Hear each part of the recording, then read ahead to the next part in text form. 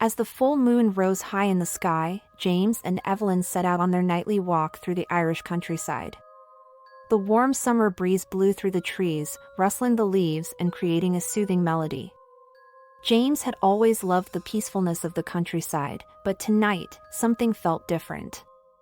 As they made their way through the forest, a chill crept up his spine. Evelyn noticed his discomfort and asked him what was wrong, but James just shook his head, trying to shake off the feeling of unease that had taken hold of him. Suddenly, a piercing cry shattered the stillness of the night. James and Evelyn froze, their hearts racing with fear. The cry sounded like nothing they had ever heard before, like the scream of a woman in agony. James knew the legends of the Banshee, the wailing spirit that foretold death. He had always thought them nothing more than superstition, but now he wasn't so sure. As they continued on their walk, the feeling of dread continued to grow inside James. The Banshee's cry seemed to follow them, haunting their every step. As they turned a bend in the path, James caught sight of a figure in the distance.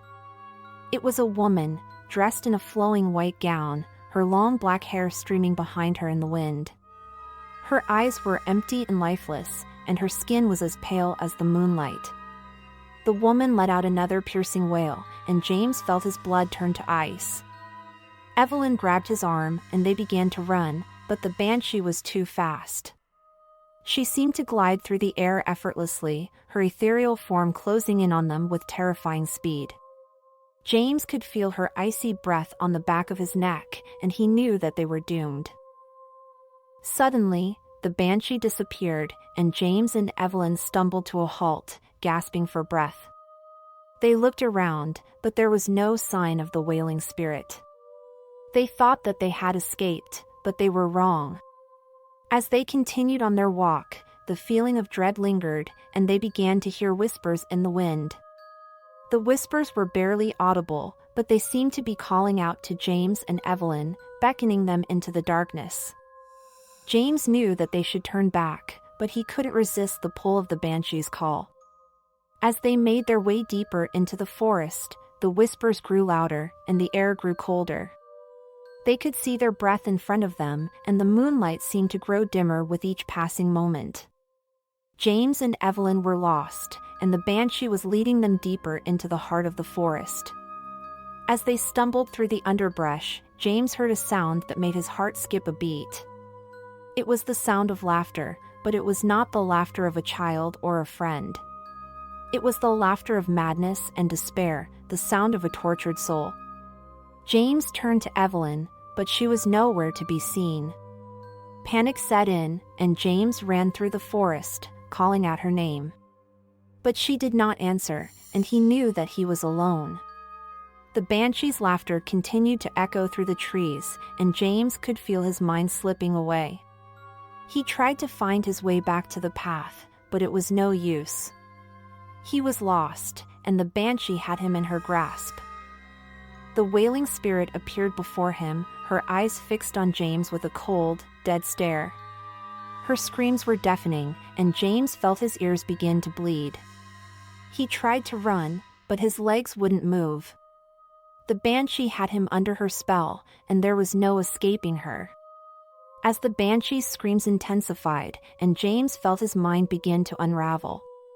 He saw visions of death and destruction, of a world consumed by darkness. The Banshee's laughter rang in his ears, and he knew that he was losing his sanity.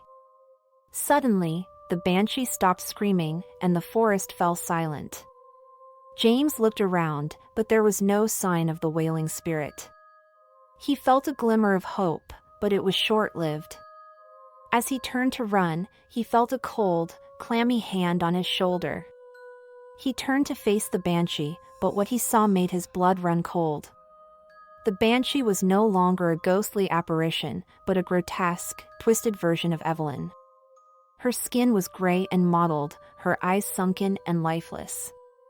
Her hair was tangled and wild, and her mouth was twisted into a grotesque smile. James tried to scream, but no sound came out. He could feel the Banshee's grip tightening on his shoulder, and he knew that he was doomed. The Banshee opened her mouth, and a deafening scream erupted from her lips. James felt his body go numb, and he knew that his time had come.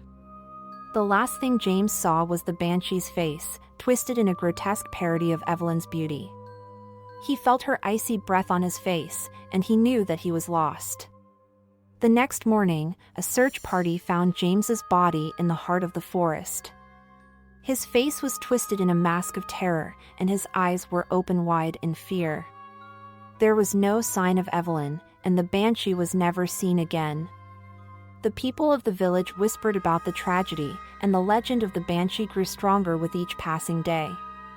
They spoke of the cursed forest, where the wailing spirit roamed free, seeking out her next victim. They warned their children to stay away from the forest, and they prayed that the Banshee would never return. But deep down, they knew that the Banshee was still out there, waiting for her next victim to cross her path. And they knew that one day, the forest would claim another life, and the legend of the Banshee would live on.